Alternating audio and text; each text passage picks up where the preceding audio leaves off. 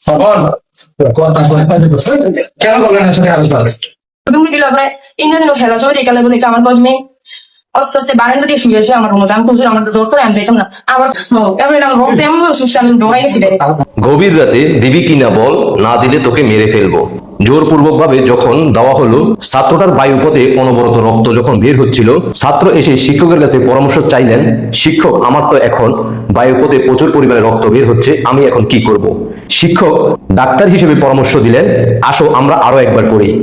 বাংলাদেশের গজব কখন নাজিল হবে দেখতে থাকুন তাজা খবর। কথা কয় কাজ করছে কেন বলেন এর সাথে আরো কাজ বিয়ে মানা করছো এই খাজা বিয়ে মানা করছো তুমি নিজে চালি কয়েকবার আমি হুজুর আমার কাছে সাথে একটু মাথাটা টিপা দেবো আমি গেছি হুজুরের টিপা দেবো এবলা কয়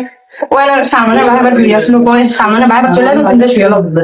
তখন আমি আবার শুয়ে গেছি আমার ওই হোসাইনা সিটের তো হয় না হেতার সিট আমি দিছি হেতা আমার সিট দিছি তো ওনে আমার একটু উঠে দিছে মানে হেতা দিছে সিট উঠেছে এবার রাইতে একটা দুটো যে আমার ডাক দিছি প্রথম হবে থেকে আমি হুজুর রাখতে মানুষ চলে টিপা দেবো মাথা ব্যথা করছে ঠিক আছে এটা মানে হেমটা আমার ডাক দিয়ে আবার নিছে তারপর আমার নিয়ে আমি বললাম কত মাথা টিপে আমি একটু ট্যাঙ্ক টিপা দিলাম এরপরে টিপতেছি ওটা খারাপ ইয়ার প্রবলেম হলো অনেক মানে কেবল আমার পয়সা আসে এগুলো করে আমি বুঝি না আমি এগুলো করবো না আমার ঘুমাইতেছে রাইতে একটা দুটা বাজে আমি ঘুমাইছি তুমি আজকে করো আর করো না আজকে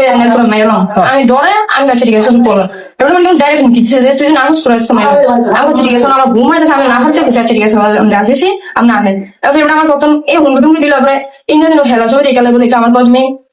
আস্তে আস্তে বারান্দা দিয়ে শুয়ে এসে আমার রুমে আমি খুঁজে আমার ডোর করে আমি যাইতাম না আবার কাজে তোমার মায়েরা একটা ঠেলা গেলে আমি ডোরে বড় কয়েছি লেগে যাইতেছি এবার ওটা এসে আমার রুমে দিচ্ছে খারাপ কাম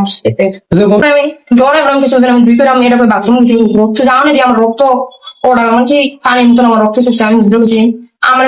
আমি ডোরা কিছু হয় না আমি চুপচাপ এনে রয়েছি এবার আমার রক্ত এমন সুস্থ আমি ডোরাই গেছি আমি বুঝতে পারছি এমনি আবার আবার করে আমি খুঁজছি না আমার ঘুমাই গেছে আমি তাড়াতাড়ি এতক্ষণে অনেকে কমেন্টে এসে কমেন্ট করে ফেলছে, আমি ভারতের দালাল, আমি মোদির জারজ সন্তান।